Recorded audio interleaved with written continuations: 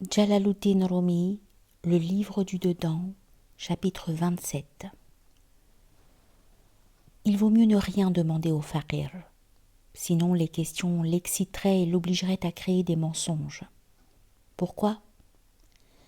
Lorsqu'un homme charnel lui pose une question, il doit lui répondre, et sa réponse ne peut pas être ce qu'elle devrait être, car l'auditeur n'est ni digne ni capable de recevoir pareille réponse. Une telle bouchée n'est pas pour une telle bouche et de telles lèvres.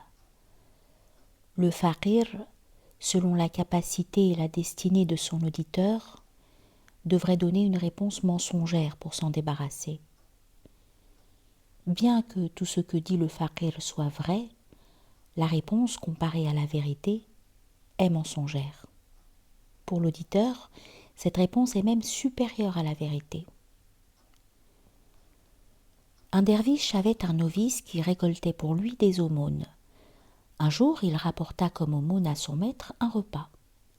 Le derviche mangea le repas, et la nuit, il fit des rêves érotiques. Il demanda à son disciple « De chez qui as-tu apporté ces mets ?» Il répondit « Une belle fille me les a donnés. » Le derviche dit « Dieu sait que je n'ai pas fait de tels rêves depuis 20 ans. C'est l'effet de ce repas. »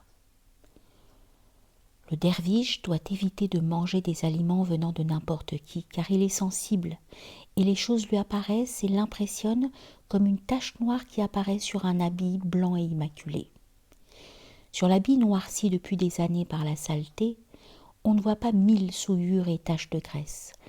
Aussi, le derviche doit-il se garder de manger les aliments des hommes injustes ou de ceux qui commettent des actes impurs et charnels, car ces aliments agissent sur lui et l'imprègnent de mauvaises pensées. Les mets donnés par la jeune fille ne lui suscitèrent-ils pas un rêve érotique ? Dieu sait mieux.